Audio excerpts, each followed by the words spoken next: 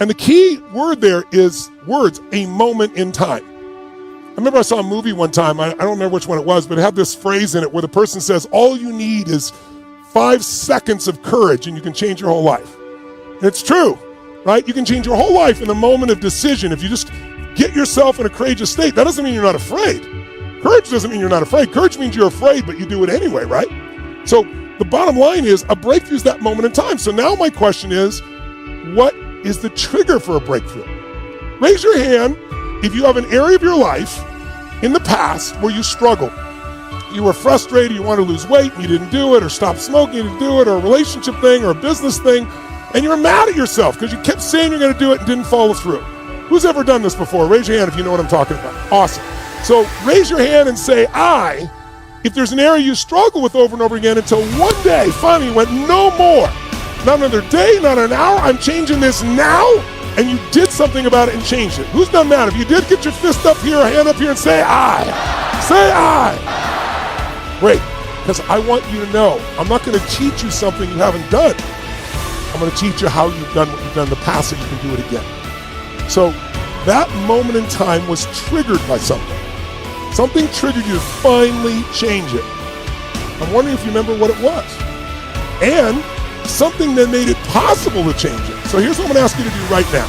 I'm going to ask you to sit up in your chair, and whether it's on your computer or your iPad or a piece of paper and pen, I want you to jot down, if you would please, write down at least one breakthrough you've had where you struggle with something for a long time, smoking, drinking, eating, a relationship, a business thing, finance, and then one day you finally hit a threshold and you finally broke through. You had the breakthrough, you got the insight, and you acted on it and changed your life for the better. And here's how I want you to do this. I want you to write down, I'll put it up on the screen for you right now. Here's the steps. I want you to first write down, what was your breakthrough? What's the situation, again, where you struggled for a long time, you finally broke through? What was it? And then secondly, what was the moment that made you change it? What triggered you? So maybe write that word. What triggered me? What made changing a must, not a should? It was a should before. I should do this, I should do that, and one day, no more. Like maybe, have you ever done this? How many of you have ever stayed in a relationship way too long? Who's ever done this before? Way too long, right? And why'd you stay? You weren't even happy. Because like being alone might be more scary than being with this person. I'd rather deal with the devil I know than the devil I don't know, right? But you may have come across a day where you'd also say, well, it'll be better in the future. Or it used to be good. You change time zones if the present doesn't feel good. But if you ever had a breakthrough in a relationship, you probably went, you know what? It's been painful in the past, it's painful now, it's going to be painful in the future. I'm out of here. Who's ever finally got out of a relationship because your brain went no more? Who's done this before? Say I. So I want you to write down a breakthrough. It can be personal, it could be your body, it could be a business one. Write down at least one. If you get more than one, if you get more than one down, great. But then what moment triggered you to finally change it? What was different at that moment? Did you get so mad? Or did you get so worried? Or did you get so excited? Or did you get a roll? Like what triggered it? And then finally, what made it possible to have that change last? Was it a change in your beliefs about yourself or what you're doing? Was it a change in emotion, or you just got more passion, or you got pissed off enough to change it? Was it meeting somebody who already succeeded and you thought, God, if they can do that, I can do this? You know, was it learning a new skill that made it possible? So I want to know, what was the breakthrough? You struggled, you turned around. What was the moment that changed it? What made you finally do it that moment? What trigger? And then what made it possible? What strategy? What insight? What person? What emotion? What role model? What new belief made it possible? And I'm going to have you take 4 minutes and do this as fast as you can, okay? Sit up in your chair, we'll put some music on, rock and roll. And I think the word discipline has kind of gotten a bad name. We think about it in terms of punishment. I'm not talking about discipline in that way. I'm talking about discipline in the sense that you forego immediate pleasure for the exchange of long-term self-respect. Solo, living means doing what you love to do. And if I had to fall here and there to do what I want to do in life, then so be it. And he just walked away. Never saw him again. That was it. But that statement really had me thinking, and it had me thinking hard, because I learned something that day. That's when I realized the true key to success. You see, I always thought if I could just fear the act of failing, and if I fear it like crazy, I will succeed. Because I thought the fear would magically motivate me to get out there and start taking action. God has never made a mistake. He's never made one mistake. All right? So it ain't about one play, it ain't about nothing. This year, we did what we were supposed to do. We fought as a team. We fought as a team. There will be one Super Bowl champ crown at the end of this year. That's it. So the way we feel, somebody gonna feel like that tomorrow, and somebody gonna feel like that in a week. That's a fact. And the fact is, we got to come back and go to work to make sure we finish it next time. That's all we got to do. Joe, you played your ass off. You hear me, man? I'm telling you, man, don't ever drop your head when it comes to a loss, dog. Because there's too much pain outside of this that people really going through. This right here makes us strong. Let's understand who we are as a team. Let's understand who we are as men. And let's make somebody smile when we walk out here. We got the opportunity to keep going, man.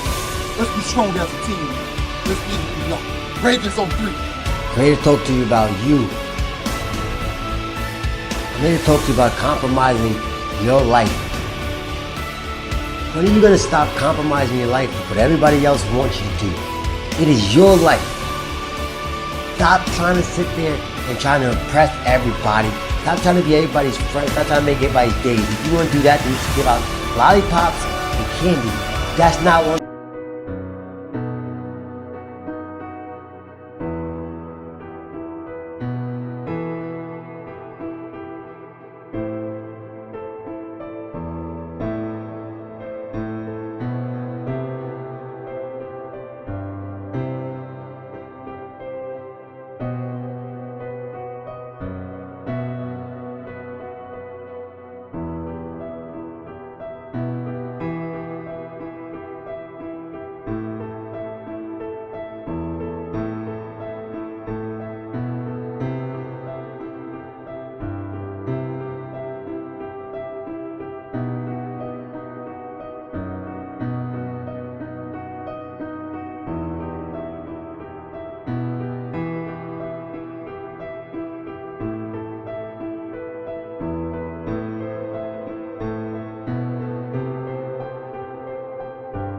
Life is made of, that's not what life's about. It's not going to be easy. There are moments when you're going to doubt yourself. There are rough times that are going to come, but they have not come to stay. No matter how bad it is or how bad it gets, you've got to make it your personal business to make it happen. As you attempt to do something beyond that which you've already mastered, you will never grow. What is it that you looked at some point in time and you decided that you couldn't do it? That you talked yourself out of it? You're waiting on your next door neighbor to make it happen for you. It may not happen. If you're waiting on your mother or your father, they may be so ancient in their thinking that they don't understand this opportunity that you have. And if you're waiting on them, it may never get done. You don't beg average people to be phenomenal. You don't beg good people to be phenomenal. You just are phenomenal, and you will attract phenomenal. What reason can you remember that you can call on, that you can reach on, that can make you get back up? You can come out defeated, giving up on your dreams, or you can come out with a new passion, a new fire, excited about the new opportunities in front of you. Don't just go through it, grow through it. That thing that you've dreamed about can be real, and when you have that, that's when you're going to have the energy that you need to push and to fight and to go through all of the difficult things that you're going to have to get on the other side and make that dream real. I've been getting asked lately about the struggles people are going through with self-doubt, not believing in themselves, negative thoughts about themselves. And I believe the solution to self-doubt is to build something bigger than that doubt, which is to build our self-confidence. And one thing to know about the fact that you doubt yourself is, one, I struggle with it as well. One of the reasons I've had to go learn to build all these tools for myself is because in my life, my baseball career, my academic career, my business career, my speaking career, I've been riddled with self-doubt. That creeps up all the time in our lives. Am I enough? Am I good enough? You weren't born doubting. You weren't born discouraged. You weren't born thinking negative things about yourself. Those were thoughts that were placed in you and given to you by an external source at some time in your life. It could even be our parents. Don't do that. Be quiet. Sit down. Be a good boy. Be a good girl. Maybe it was criticism you received as a little one that you may not even remember to this day. The process of building self-confidence is actually very easy, believe it or not. Self-confidence is self-trust. Self-confidence is building a reputation with yourself that you keep your word to you, that you keep the promises you make to you. When I meet somebody who has a ton of self-confidence, I don't look at that as somebody with a big ego. There's a difference. Somebody with self-confidence has a reputation with themselves that I do the things I say I'm going to do. That's where self-confidence comes from. When I meet someone who's not self-confident, I know this is someone who has consistently made promises to themselves they've not kept. They've started a diet and done it for a while but not kept it. They've made a commitment and goals to go make a certain amount of money in business, and they started down the road but then they didn't deliver on it long term, to get up at a certain time of the morning and then they don't do it. And so they have a process and a habit in their life more often than not of not keeping the promises they don't make to other people. They don't keep the promises they make to themselves. And so the cool thing is, self-confidence is an internal game. You do not need external accolades, external admiration in order to build self-confidence. You don't need any of those external forces. It's all done internally. You control this. And you control this by beginning today to keep the promises you make to yourself. And you have to stack the deck in your favor. Stack the game so you win.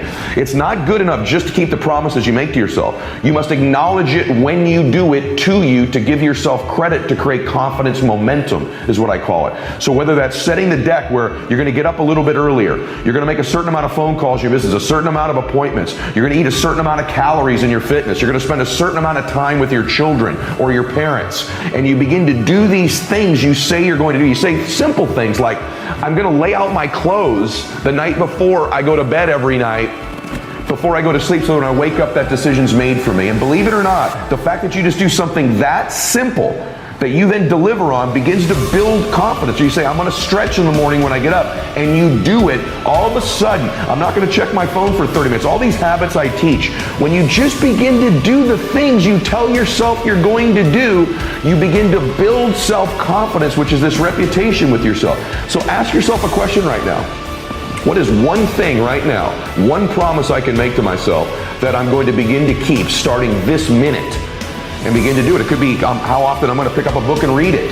But you begin to stack things you commit to do, and then you deliver on them and you acknowledge them to yourself. You're in the process of building self-confidence. Why is that so important? Of all the athletes I coach, when my athletes are performing at their peak level, they're at their highest self-confidence level. In fact, I love when I watch some of the athletes I coach get interviewed and they kind of do this aw shucks, humble routine in their post-game interviews. Yeah, just part of the team, I could have done a lot better today.